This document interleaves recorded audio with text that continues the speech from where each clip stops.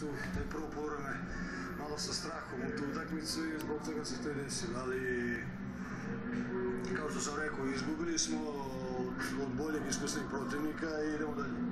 Kažete, patili smo ceh na iskustvu, golove smo primili posle grešaka ipak nekih od najiskusnijih igrača u našoj reprezentaciji. Kako vi to komentarišete?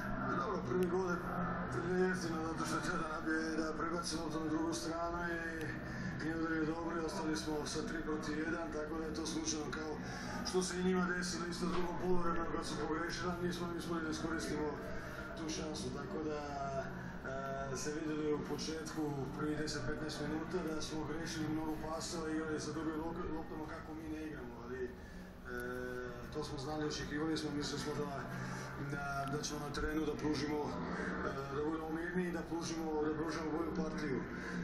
Posle toga 2-0 nismo imali više šta da izgubimo, momci su isto na neki način i rasteretili se toga i počeli da vide kako znaju, ali kao što sam rekao, imali smo te 3-4 šanse u drugom polovremenu, sigurno smo uspeli da iskoristimo da bi i rezultat bio drugačiji, da bi imali neke šanse možda i za neki bolji rezultat. Imali smo mnogo veći posed lopte od Hrvata na ovoj utakmici.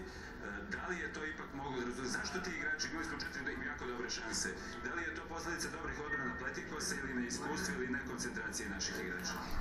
Pa dobro, sigurno da je Pletikosa branio dobro, ali isto tako i sigurno da smo u tim situacijama mogli bolje da odreagujemo, ali kao što smo rekli, i to se znalo ranije, kad sam ja preuzimao reprezentaciju, da imamo tamo problem gola.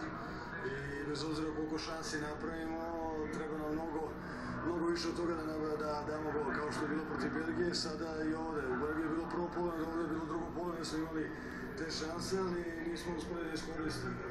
Sigurno kod 2-0 da smo dali gol, ali u fudbalu nema da i ma, prema tome ostaje rezultat, ostaje da posle ove utakmice analiziramo, da vidimo koje su bile pozitivne stvari, koje negativne stvari i da idemo dalje našim putom, pošto, kao što sam rekao, ostaje još 5 utakmica do kraja kvalifikacija, spremamo se za utakmicu sa Škotskom i nadam se da ćemo pobediti.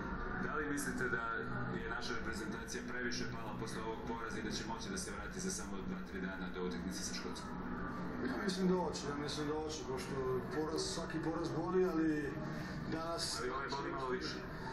Pa dobro, ne znam, ali boli malo više. Kao što sam rekao, ovo je utakmica 3 boda, sigurno derbi i izgubili smo protiv Hrvatske koji je, kako da kažem, naš najljući protivnik i sigurno da je momcima žao kao što je meni žao, ali treba da se izvuku pouke iz tog meča i da se greške ne ponavljaju koje smo pravili ovdje, ali imamo vremena sa 3-4 dana da pripremimo dobru utakmicu za Škote, da zaboravimo što pre te, jer u fudbalu sve to što se desi dobro i pozitivno treba da se zaboravi što pre i da se ide dalje. Znamo šta možemo, koliko možemo i kako treba da radimo i idemo tim putem dalje.